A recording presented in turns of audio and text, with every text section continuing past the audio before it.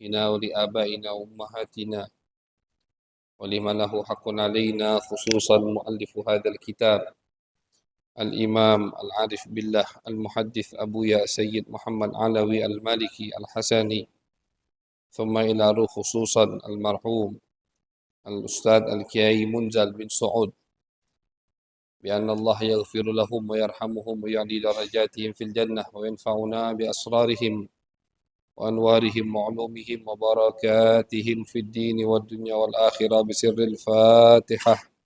أعوذ بالله من الشيطان الرجيم. بسم الله. الحمد لله رب العالمين الرحمن الرحيم مالك يوم الدين، إياك نعبد وإياك نستعين صراط الذين أنعمت عليهم الضالين.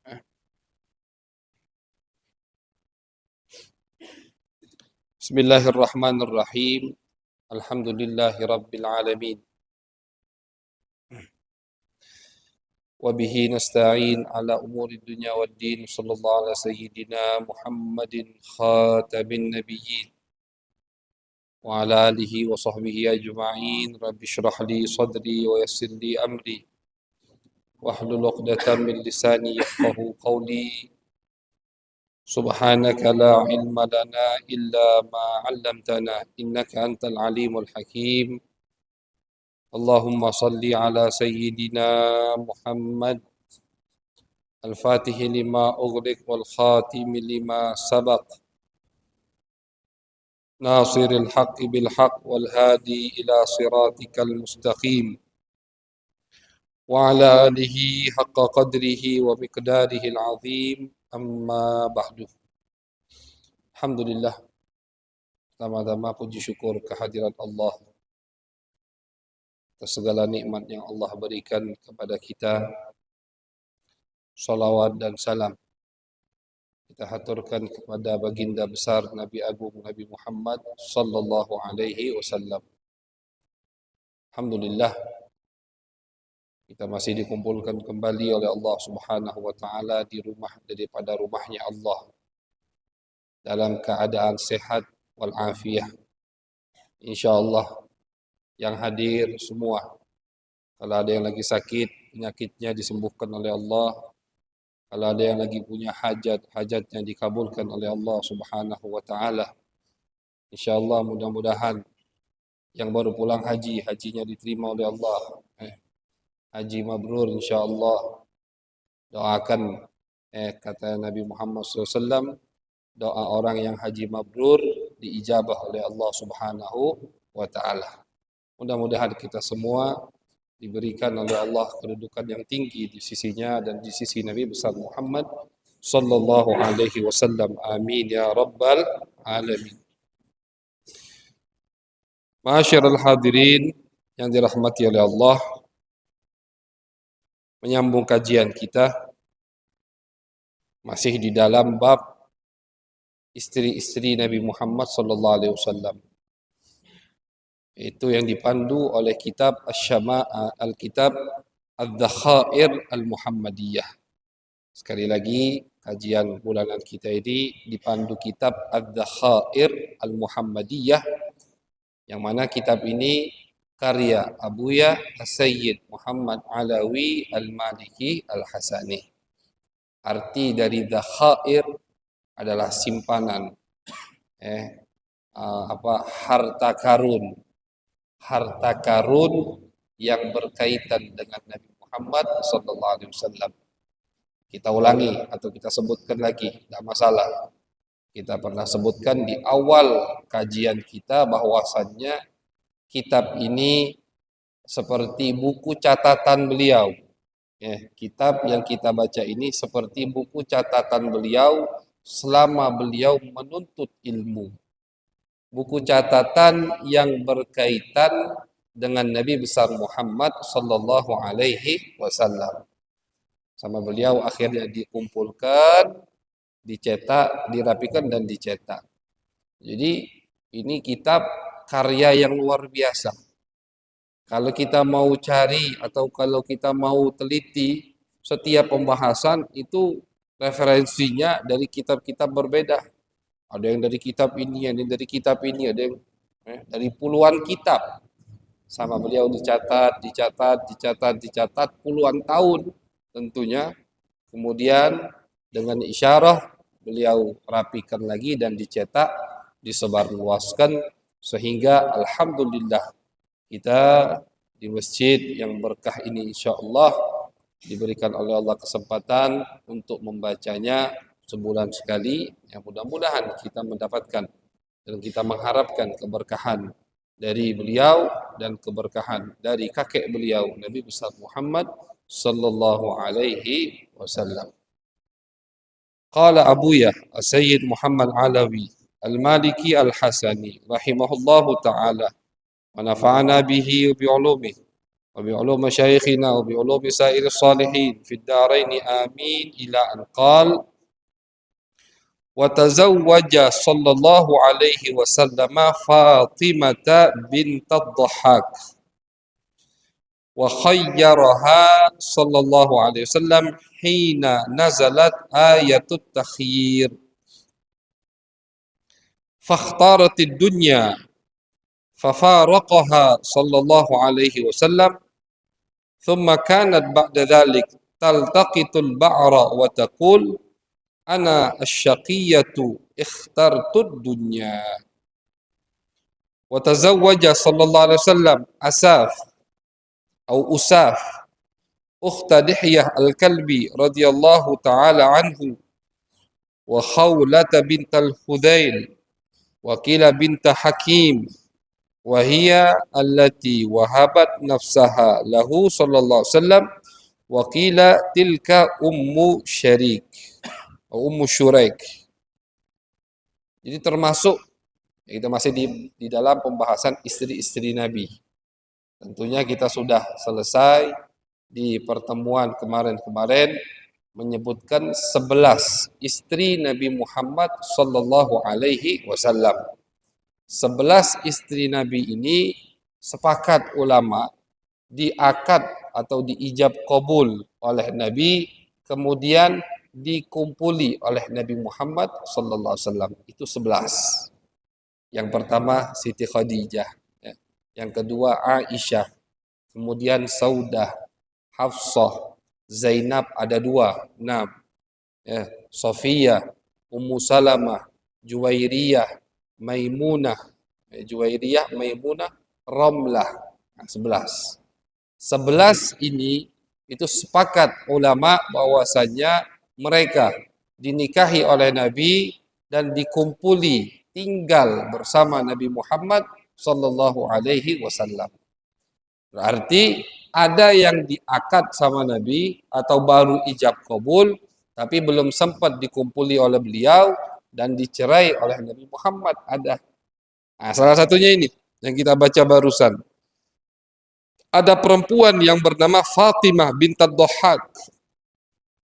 Ini dia dinikahi sama Nabi, tapi belum dikumpuli oleh Nabi Muhammad SAW, baru diijab kabul.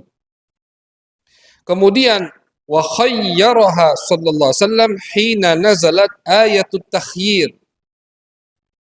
Ketika turun ayat yang dinamakan sama ulama tafsir ayatut takhyir. Apa itu ayatut takhyir? Ayat pilihan dari Allah. Takhyir itu artinya pilihan dari Allah. Untuk siapa? Untuk istri-istri Nabi Muhammad SAW. Apa pilihannya? Pilihannya kalau kalian, jadi ayat ini turun ada sebabnya. Ada asbabun nuzul. Tapi tidak semua ayat Al-Quran turun pasti ada asbabun nuzulnya, tidak. Kebanyakan atau bisa dibilang rata-rata atau bisa dibilang setiap ayat yang ada ceritanya disitulah ada asbabun nuzul, ada asbab nuzul. Apa itu asbabun nuzul? Asbabun nuzul satu kejadian atau satu cerita atau satu pertanyaan yang dilontarkan kepada Nabi, kemudian Allah yang menjawabnya, turun ayat. Itu namanya asbabun nuzul.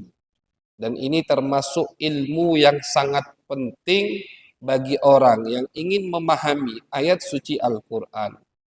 Ulama mengatakan tidak boleh ada orang yang lancang berani mentafsirkan Al-Quran dengan pemahamannya sendiri kalau dia tidak menguasai ilmu asbabun nuzul.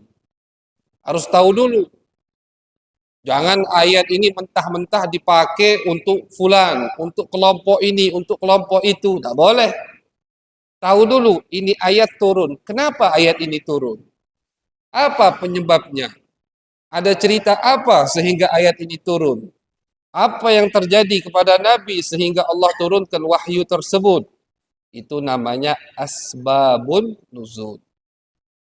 Jadi ayatul takhyir, ayat pilihan dari Allah. Allah memberikan pilihan untuk siapa? Untuk istri-istri Nabi Muhammad SAW itu ada asbabun nuzulnya, ada sebabnya, ada ceritanya. Apa ceritanya?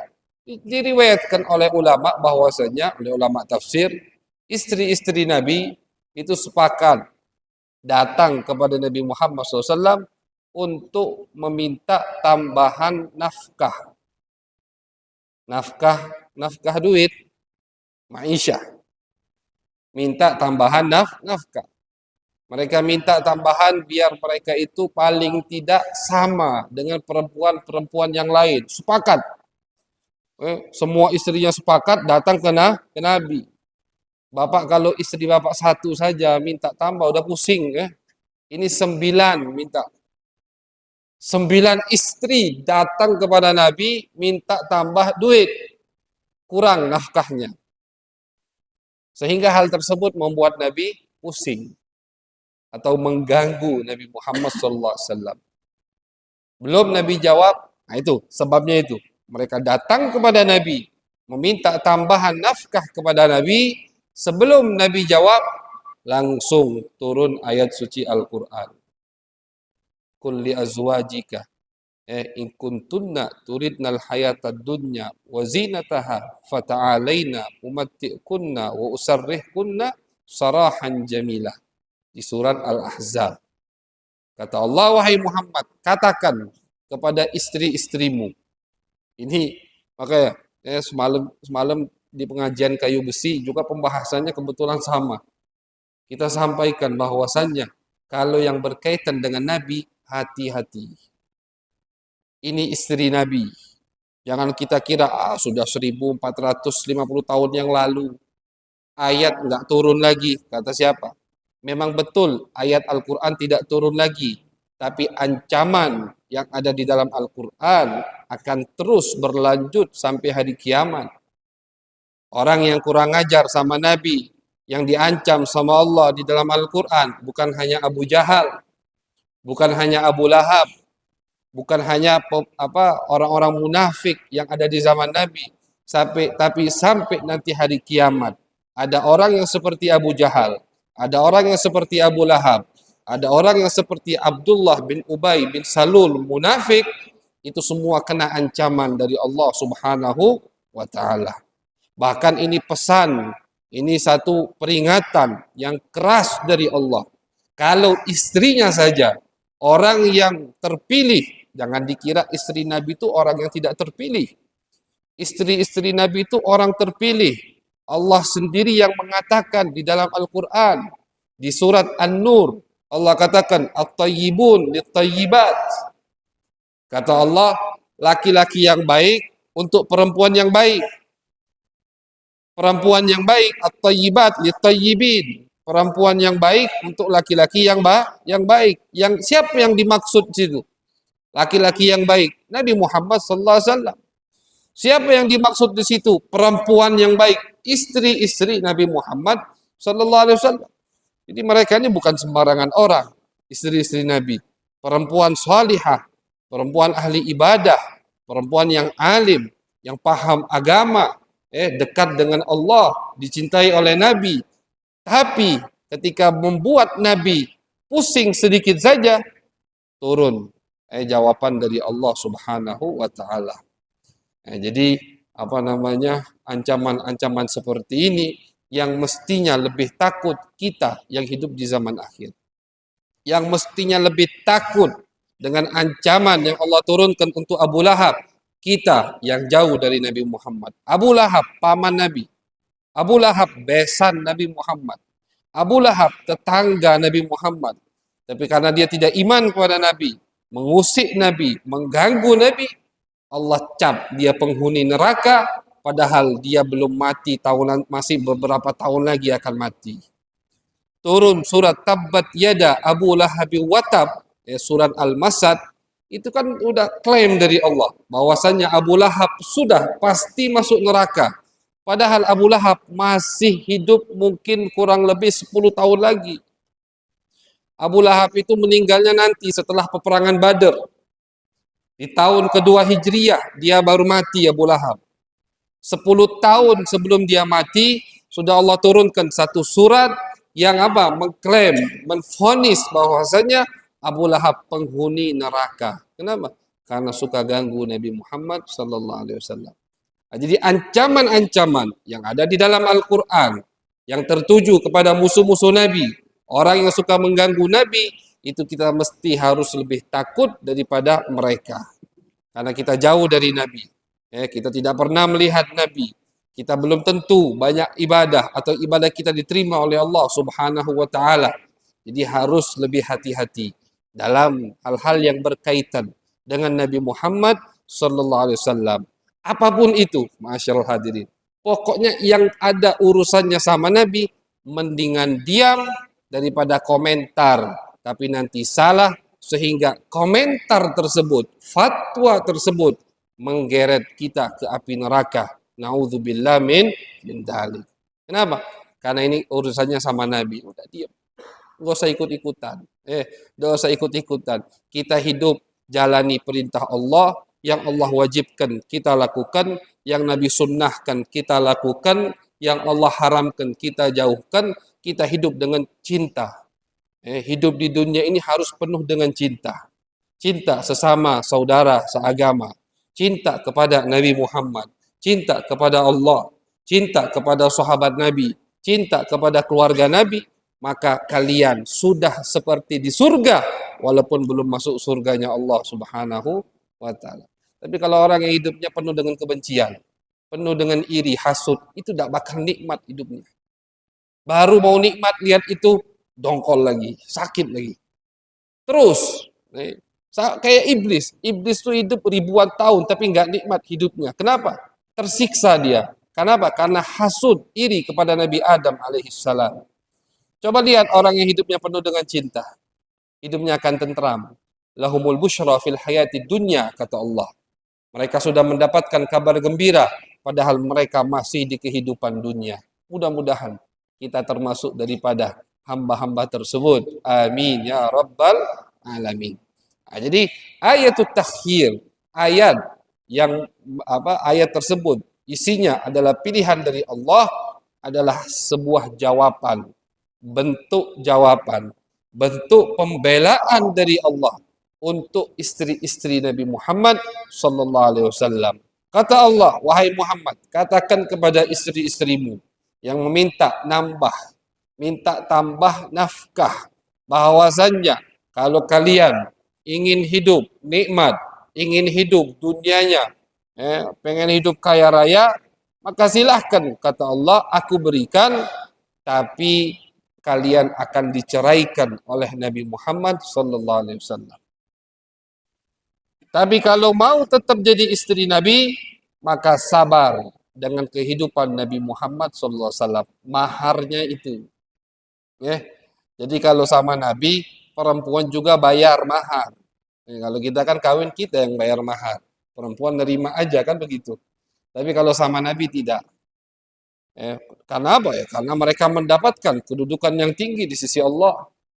Nanti di surga mereka akan digolongkan istri-istri Nabi Muhammad sallallahu alaihi wasallam. Kedudukan yang tiada duanya. Maka kedudukan tersebut harus ada maharnya. Jadi kalau mau dapat dari sini, para aulia masyayikh mengatakan kalau pengen dapat kedudukan yang tinggi di sisi Allah, tentu harus ada yang kita bayar. Harus ada yang kita bayar. Mau dapat ilmu harus belajar, kan begitu. Mau dekat dengan Allah harus ibadah, harus taat, harus jauh dari maksiat. Mau dekat dengan Allah, dekat dengan Nabi, harus sabar ketika menerima bala musibah. Karena apa? Karena yang kita inginkan satu kedudukan yang tinggi, bukan jabatan biasa, tapi jabatan yang luar biasa, yang sangat tinggi di sisi Allah Subhanahu wa taala. Nah, jadi ketika mereka ditawarkan oleh Allah, pilih.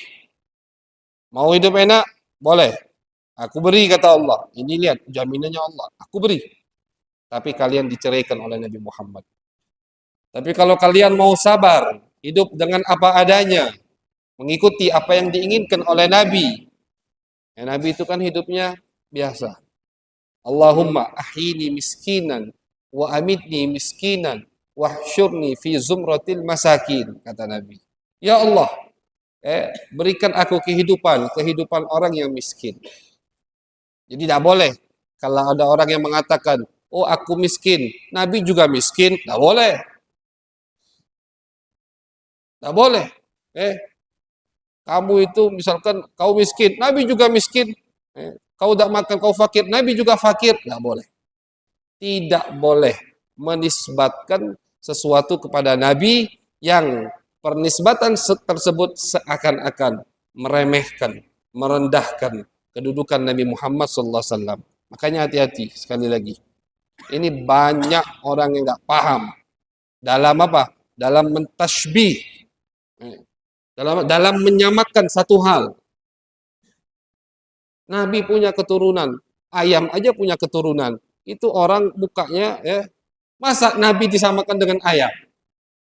Ada yang ngomong seperti itu. Nabi punya keturunan, ayam aja punya keturunan. Na'udzubillah min dzalik. Kalau ada yang dengar orang ngomong seperti itu di hadapan kalian, kalian diam, berarti kalian bukan pecinta Nabi Muhammad SAW. Ada yang berani ngomong seperti itu, menyamakan Nabi dengan ayam. Ustadz, Habib, itu hanya perumpamaan. Makanya belajar dulu ilmu balaghah. Belajar dulu ilmu fasahah. Belajar dulu ilmu majaz. Belajar dulu ilmu at-tashbih. Ketika kita menyamakan sesuatu, ada namanya, itu dinamakan dengan ilmu tashbih. Ada asyabah, ada al-musyabbah, ada al-musyabbah bihi, ada wajhus syabah, ada adatus syabah. Ini ilmu balaghah. Ini kan hanya perumpamaan. Seperti beberapa tahun yang lalu, azan disamakan dengan gonggongan anjing. Ini mulut-mulut kurang ajar kepada syariat. Azan wahyu dari Allah untuk Nabi. Ketika Nabi ingin mencari tahu bagaimana cara mengumpulkan umat Islam di kota Madinah, azan. Isinya Allahu Akbar. Isinya asyhadu anna wa asyhadu anna sayyidana Muhammadar Rasulullah. Disamakan dengan gonggongan anjing. Ini lihat, orang-orang yang isi hatinya jauh dari Allah, jauh dari Nabi. Tidak usah diragukan lagi. Jadi dalam mentashbih, menyamakan sesuatu, kalau orang lain itu urusan dia, tapi ini Nabi besar Muhammad SAW. Hati-hati makanya. Jangan menyamakan hal-hal yang sembarangan kepada Nabi Muhammad. Masa Nabi disamakan sama ayam? Na'udzubillah min dzalik. Itu jujur saja, orang yang tidak paham agama jauh dari Nabi Muhammad SAW. Dan kita, kalau ada orang yang ngomong seperti itu di depan kita, di depan mata kita, telinga kita mendengar langsung, kita diam, berarti kita belum cinta kepada Nabi. Anda belum punya rasa cemburu kepada Nabi Muhammad, ghirah kepada Nabi. Kalau ada Umar bin Khattab di zaman ini, maka beberapa kepala sudah dipenggal sama Umar karena kurang ngajar sama Nabi Muhammad Sallallahu Alaihi Wasallam. Jadi jangan sembarangan kalau hal-hal yang berkaitan dengan Nabi Muhammad SAW. Kalau yang lain kita nggak usah ikut-ikutan. Tapi kalau sudah Nabi yang diganggu, Nabi yang diusik, Nabi yang direndahkan, Nabi yang dihina, kita tidak boleh diam. Kita semua harus maju, semua harus gerak. Kenapa? Karena ini adalah simbol Islam, simbol agama yang memberikan syafaat. Apakah tidak malu kita ketika tahu ada orang yang menghina Nabi, kita diam? Tidak malu nanti di hari kiamat bagaimana menghadap Nabi Muhammad SAW? Apakah tidak malu? Tidak usah malu sama guru, tidak usah malu sama fulan. Tidak usah pikirkan fulan, tidak usah. Bagaimana kita menghadap Nabi? Kalau kita tahu, kita mendengar langsung, ada orang yang menghina, merendahkan Nabi Muhammad, kemudian kita diam. Apakah kita tidak malu nanti di hari kiamat menghadap Nabi Muhammad sallallahu alaihi wasallam? Jadi sekali lagi pesan dari kami yang mencintai, hati-hati dengan hal-hal yang berkaitan dengan Nabi Muhammad sallallahu alaihi wasallam. Udah, nggak usah bahas yang berkaitan dengan Nabi. Keluarga Nabi nggak usah dibahas, orang tua Nabi nggak usah dibahas, paman Nabi nggak usah dibahas, nggak usah udah. Nggak usah. Yang kita bahas sholat kita bagaimana, wudhu kita bagaimana, mandi wajib kita bagaimana, zakat kita bagaimana, puasa kita bagaimana, setiap hari apakah baca Al-Quran, berapa juz kau baca setiap hari Al-Quran, apakah setiap hari salawat kepada Nabi, berapa ribu salawat kepada Nabi, apakah banyak, bahasa Palembang tuh gawe kita ini banyak, tugas kita ini banyak, maka jangan disibukkan waktu kita dengan hal-hal yang malah membahayakan kita. Naudzubillah min dzalik. Nah, di sini jadi Fatimah bint Ad-Dhahhak, perempuan yang bernama Fatimah. Ketika turun ayat tadi yang Allah kasih pilihan untuk mereka, maka 11 tadi istri-istri Nabi yang sudah dikumpuli oleh Nabi yang kita sebutkan namanya barusan tadi, itu semua memilih hidup bersama Nabi Muhammad sallallahu alaihi wasallam. Mereka dah mau jelas, Mereka tahu hidup di dunia ini fana. Walaupun umurnya panjang berapa tahun, pasti ada akhirnya. Kalau Nabi Muhammad saja meninggal, apalagi orang lain. Kalau Nabi Muhammad saja meninggal, apalagi orang lain. Yang mereka inginkan adalah kehidupan di akhirat, digolongkan bersama istri Nabi Muhammad sallallahu alaihi wasallam. Jadi yang 11 tetap memilih Nabi, hidup bersama Nabi. Pilihan Nabi hidup miskin. Nabi itu dipilih sama Allah. Jadi kenapa tidak boleh ada orang mengatakan aku miskin, Nabi aja miskin? Tidak boleh. Kenapa? Karena miskinnya Nabi itu ikhtiyari. Miskinnya Nabi itu memang itu yang beliau pilih. Datang malaikat Jibril membawa malaikat yang menjaga gunung Abi Qubais. Gunung Abi Qubais itu yang ada di Mekah.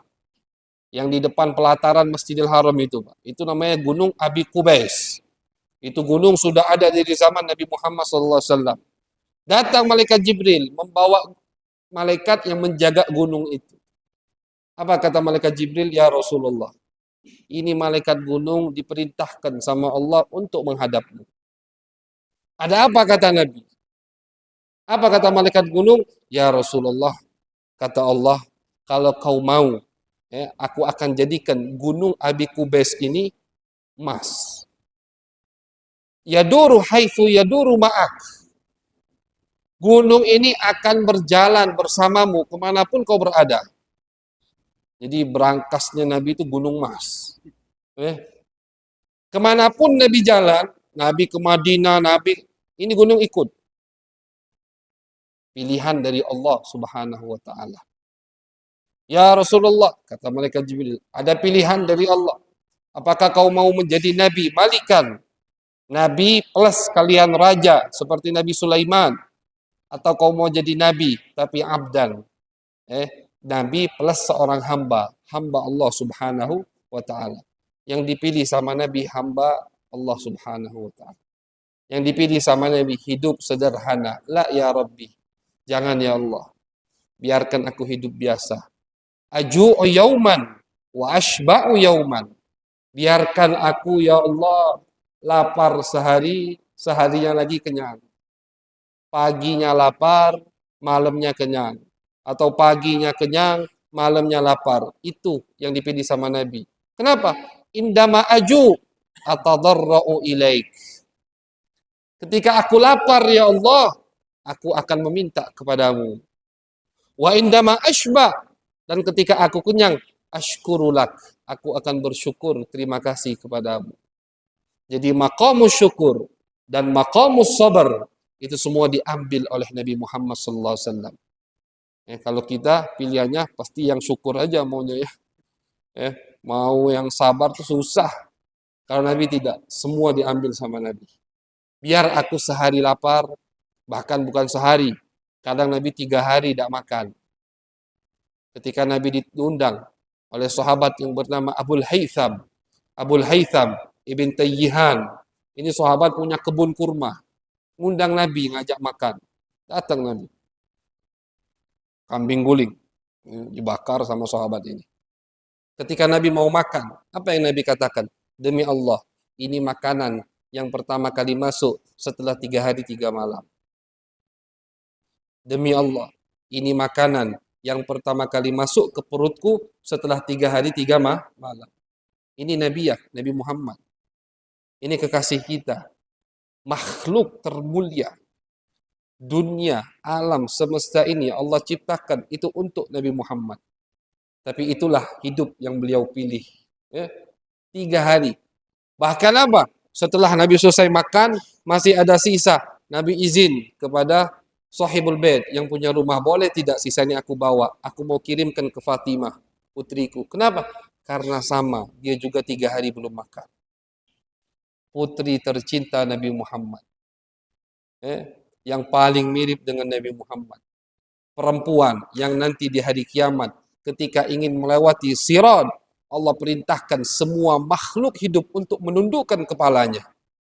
Ghuddu basarkum Tamur bintun Nabi bisalam.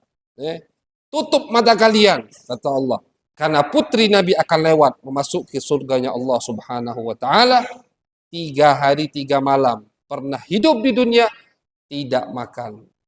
Itulah kehidupan Nabi besar Muhammad sallallahu alaihi wasallam. Jadi berat memang.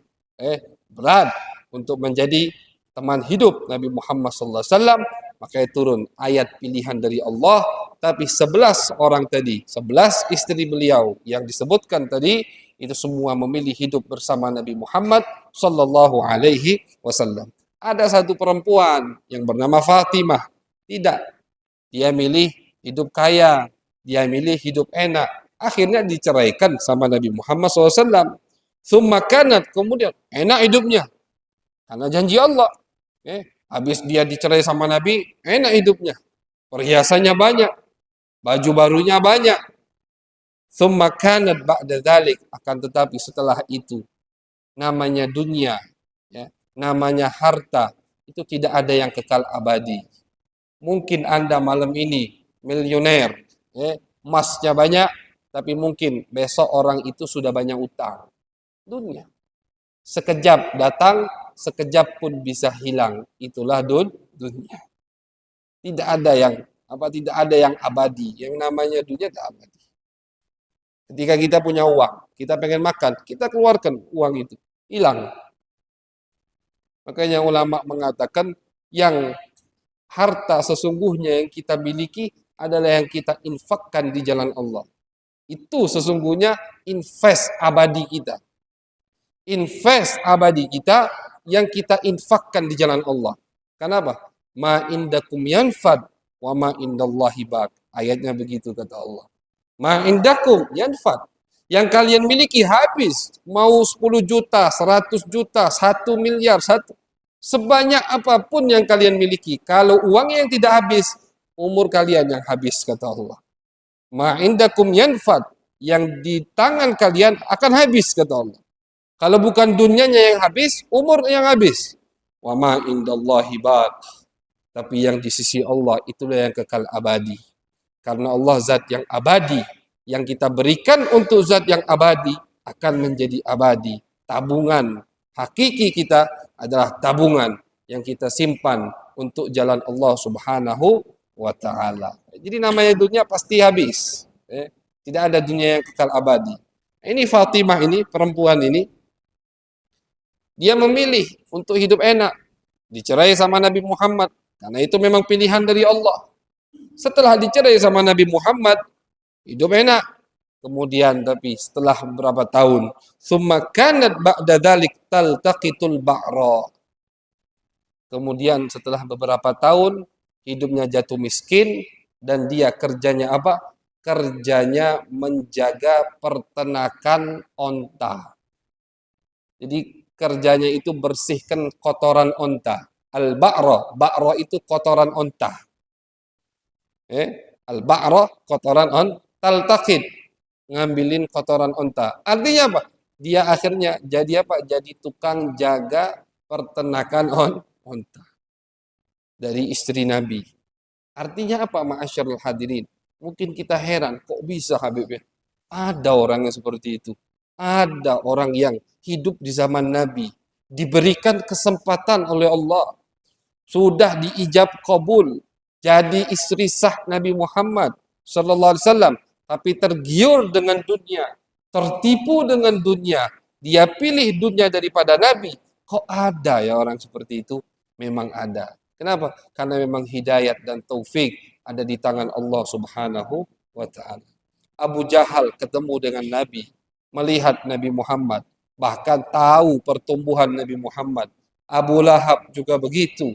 Orang yang paling tahu dengan Nabi Muhammad, tapi tidak iman kepada Nabi Muhammad sallallahu alaihi wasallam. Aneh begitu. Kan aneh. Ini perempuan udah dinikahi sama Nabi. Nikah sudah sama Nabi, ijab kabul. Tapi ketika dapat pilihan seperti itu, lebih memilih dunia daripada Nabi Muhammad sallallahu alaihi wasallam. Itulah tipu daya dunia. Hati-hati makanya. Dunia itu hulwatun khadirah, kata Nabi. Ad-dunya hulwatun khadirah. Dalam satu hadis, beliau mengatakan, dunia itu rasanya manis, warnanya hijau. Itu kata Nabi. Rasa yang paling enak di mulut kita apa? Manis. Warna yang paling enak dilihat mata kita, segar melihatnya, warna hijau. Jadi diperumpamakan sama Nabi. Dunia kau lihat dari jauh, enak dilihat, enak dipandang. Kau dekati dunia itu, kau cicip, manis rasanya. Tapi manisnya itu bikin diabetes, bikin sakit gula. Nauzubillah min dzalik. Suatu hari Nabi Isa datang. Nabi Isa jalan bersama murid-muridnya. Tiba-tiba datang perempuan tua.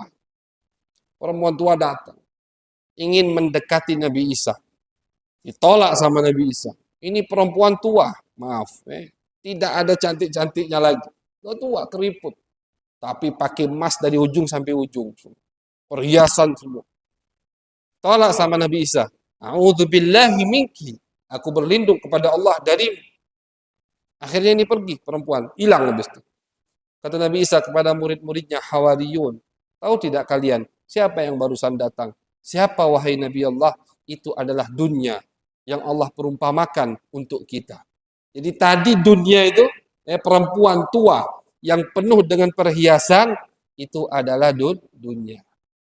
Nah, jadi makanya Allah katakan dalam Al-Quran, Zuyyina linnas hubbus syahwat minan nisa wal banin wal qanatir.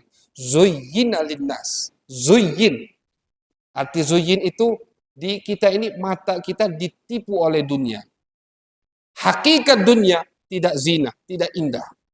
Hakikat dunia tidak bagus. Tapi dunia gampang, mudah untuk menipu kita, sampai-sampai perempuan yang sudah diijab kabul, sudah sah jadi istri Nabi, memilih hidup dunia daripada dengan Nabi Muhammad sallallahu alaihi wasallam. Kemudian beliau katakan wataqul anasyaqiyah ikhtartu dunya. Nah, dia sadar akhirnya. Namun penyesalan di akhir apalah gunanya, kan begitu kadang. Anasyaqiyah, aku orang yang celaka, kata dia. Kenapa celaka? Ikhtartu dunya, karena waktu itu aku memilih dunia. Betul dikasih harta sama Allah, tapi habis itu hartanya habis ludes, kerjanya jadi apa? Menjaga onta,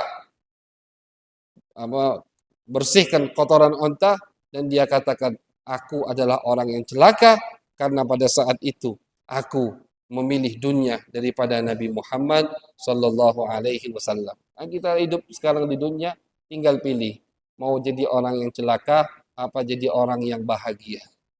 Masih ada pilihan itu, masih ada. Pilihan itu masih ada terus.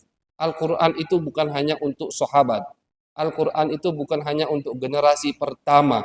Tapi Al-Quran Allah turunkan untuk generasi pertama sampai nanti akhir hari kiamat. Maka pilihan tersebut ada. Silahkan pilih. Mau jadi orang yang celaka, pilih dunia. Jauh dari Nabi. Mau jadi orang yang bahagia, pilih Nabi Muhammad SAW. Orang yang memilih Nabi, mungkin hidupnya kaya, mungkin juga hidupnya miskin, susah. Tapi orang yang sudah memilih Nabi, walaupun hidupnya miskin, susah, tetap bahagia. Ala inna awliya Allah la khawfun alaihim wa la hum yahzanun. Allah katakan, sesungguhnya wali-waliku, kata Allah. Wali Allah. Siapa wali? Wali itu orang yang dekat dengan Nabi.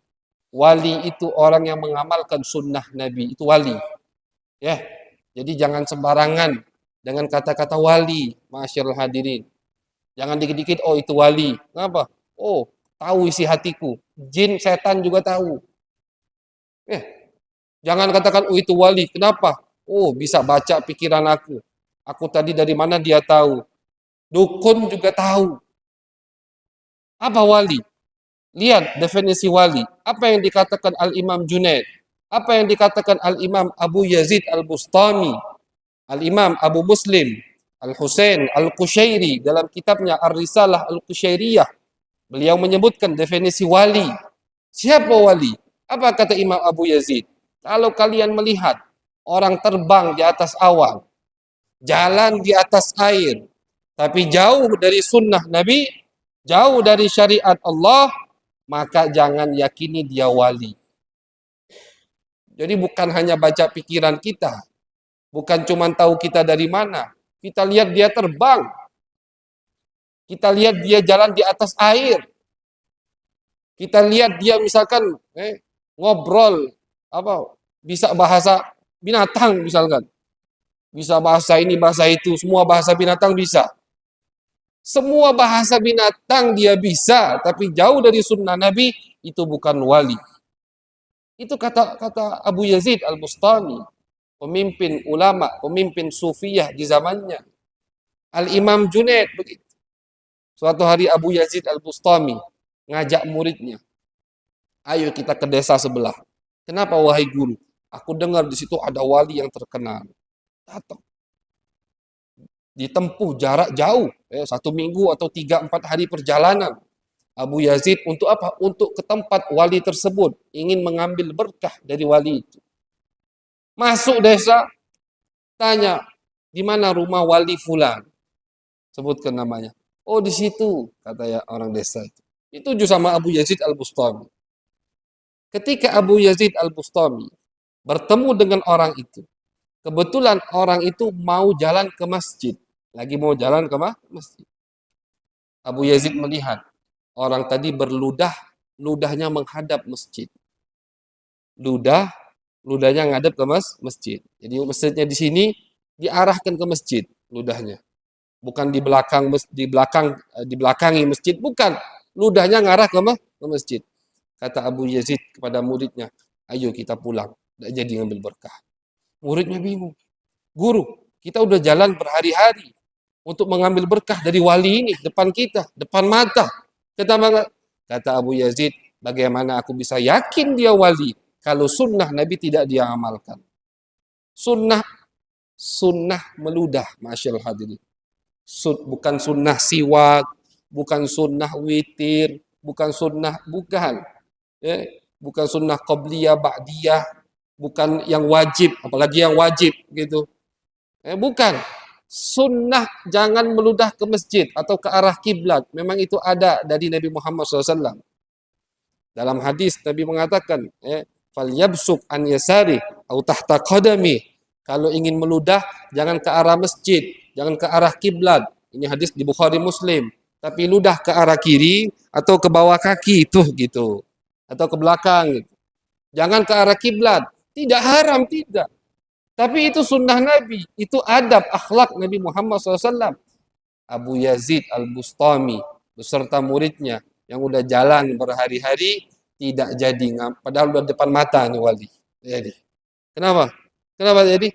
Karena ini tidak ngamalkan sunnah Nabi. Bagaimana aku bisa yakin dia wali kalau sunnah Nabi tidak dia amalkan? Kalau sunnah Nabi tidak dia amalkan, berarti dia bukan wali. Itu kata ulama. Itu kata para masyayikh. Itu kata para aulia. Oh Habib, mungkin mereka ngarang.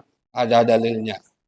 Di hadis qudsi, Allah subhanahu wa ta'ala mengatakan, Wa ma taqarraba ilayya bin nawafil hatta ahbabtuh. Fa idza ahbabtuh kuntu sam'ahu, kuntu yadahu. Kata Allah, sesungguhnya seseorang kalau dia melakukan sunnah, ini hadis qudsi.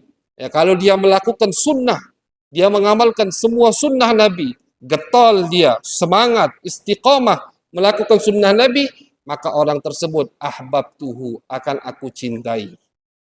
Kalau sudah aku cintai orang itu, kata Allah, maka telinganya akan aku jaga, matanya akan aku jaga, tangannya akan aku jaga, kakinya akan aku jaga. Dia minta, aku akan kabulkan. Dia minta perlindungan, aku akan lindungi dia. Itulah wali di dalam hadis qudsi. Nah, jadi jangan dianggap enteng kalimat wali. Karena Allah katakan di dalam Al-Quran, ala inna awliya Allah la khaufun alaihim walahum yahzanun. Sungguhnya kekasih Allah, para wali, kekasih Allah tidak punya rasa takut dan tidak punya rasa sedih. Walaupun hidup mereka susah, kenapa? Karena mereka bersama Allah. Mereka bersama Nabi Muhammad. Al-Imam Ibn Atta'illah di dalam kitab beliau Al-Hikam, di bab akhir, bab munajat, Imam Ibn Atta'illah itu punya kitab hikam. Hikam itu di akhirnya ada bab munajat. Munajat beliau kepada Allah. Beliau tulis apa yang sering beliau katakan di tengah malam kepada Allah Subhanahu wa taala. Apa kata beliau? Ilahi, ya Tuhanku, mada wajada man faqadak. Mada wajada man faqadak. Wahai Tuhanku, apa yang orang punya, apa yang orang miliki, apa yang orang dapatkan kalau dia tidak mempunyaimu, ya Allah. Ilahi, mada wajada man faqadak wa mada faqada man wajadak. Kebalikannya, ya Allah.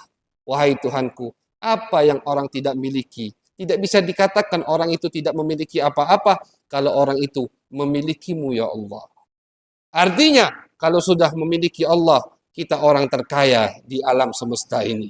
Tapi kalau tidak memiliki Allah, tidak memiliki Nabi, kita jauh dari orang terkaya di alam semesta ini. Itu para wali. Nah, jadi itulah kehidupan yang mereka pilih daripada istri-istri Nabi Muhammad SAW.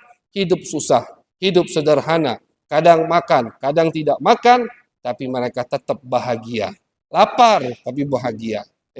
Lapar tapi bahagia. 3 bulan kata Siti Aisyah, pernah kami tidak masak 3 bulan. Bayangkan. Tidak masak 3 bulan. Tidak menghidupkan api di rumah kami 3 bulan. Kenapa? Tidak ada yang mau dimasak. Terus tanya, ini kan mereka manusia, terus kalian makan apa? Ya butuh makan pasti. Apa kata Siti Aisyah? Kami bersama Nabi makan air dan makan kurma. Cuman air dan kurma. Selama 3 bulan, ma'asyarul hadirin. Itu kehidupan Nabi Muhammad sallallahu alaihi wasallam. Nah, jadi kullu musibah ba'daka jalal. Ada sahabiyah perempuan dari sahabat Nabi mengatakan, setiap musibah setelah musibah Nabi enteng buat kita. Kita mungkin lagi seret dompetnya, mungkin ada yang hadir. Lagi punya utang mungkin. Lagi ini mau masuk kemarau, mungkin. Hasil panen sawitnya tidak bagus, mungkin. Sawitnya lagi murah.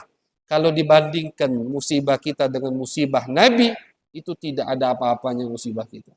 Kalau dibandingkan apa yang kita dapatkan, apa yang Allah kirimkan untuk kita dari cobaan dengan cobaan Nabi, tidak ada apa-apanya cobaan kita, karena Nabi lebih besar cobaannya daripada kita. Laqad kana lakum fi Rasulillahi uswatun. Makanya itu arti dari suri tauladan. Untuk kalian ada suri tauladan yang sempurna pada diri Nabi besar Muhammad sallallahu alaihi wasallam. Maka dari itu, kalau mau hidup tenang, hidup bahagia, hidup seperti sudah di surga padahal masih di dunia, hiduplah bersama Nabi Muhammad. Hidup terus bersama Nabi. Baca sejarah Nabi, baca cerita Nabi, dengarkan hadis-hadis Nabi Muhammad, dengarkan cerita tentang Nabi Muhammad, maka kayak kita 1 jam ini, tak kerasa 1 jam. Tak kerasa 1 jam. Jujur saja kami yang hadir ini masih kurang sehat, karena kemarin banyak acara di Palembang, ada nikahan, habis itu pergi kemana. Tapi ketika duduk, kita buka cerita Nabi, Kita bahas sejarah Nabi, lupa kita. Habis ini tutup, serak suara langsung. Lemes lagi langsung. Minum obat habis ini. Tapi karena kita duduk bersama Nabi, kita lupa dengan capek kita. Mungkin bapak-bapak ada yang tadi dari kebun, belum tidur siang. Mungkin ada yang belum makan malam. Tapi lupa. Kenapa lupa? Inilah kenikmatan hakiki. Sesaat kenikmatan ini yang Allah cicipkan untuk kita di dunia. Sebelum di akhirat insya Allah bersama Nabi Muhammad sallallahu alaihi wasallam.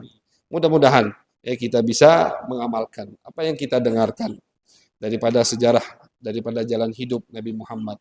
Kita bisa meniru setapak demi setapak jalan hidup Nabi Muhammad sallallahu alaihi wasallam sehingga kita menjadi hamba yang diridhai oleh Allah, diridhai oleh Nabi, kita menjadi hamba yang mendapatkan pandangan Nabi Muhammad. Walaupun dengan maksiat kita, dengan kekurangan kita, dengan kotornya mata kita, kotornya mulut telinga kita, kotor hati kita, kurang kita ibadah masih, ledor banyak kita dalam ibadah, tapi mudah-mudahan murni, khusus memang kita terpilih oleh Allah, dipilih oleh Nabi Muhammad SAW, mendapatkan pandangan Nabi, sehingga pandangan tersebut sesaat menjadikan kita orang yang mulia. Sebagai penutup, ada satu penyair mengatakan, "Nadhratun min Rasulillah tulhiquna bis salihin wa in namshi ala mahli."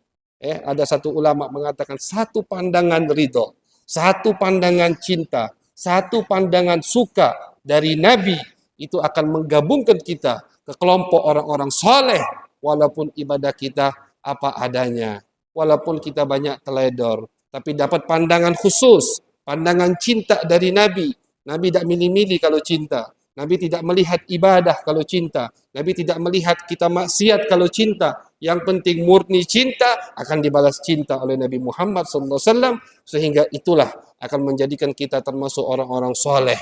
Amin ya rabbal alamin. Allahumma aghnina bil ilm wa zayyinna bil hilm wa akrimna bit taqwa wa jammilna bil afiyah. اللهم اجعل جمعنا هذا جمعا مرحوما وتفرقنا من بعده تفرقا معصوما ولا تجعل فينا ولا معنا ولا إلينا شقيا ولا محروما ربنا تقبل منا إنك أنت السميع العليم تب علينا إنك أنت التواب الرحيم صلى الله على سيدنا محمد وعلى آله وصحبه وبارك وسلم والحمد لله رب العالمين.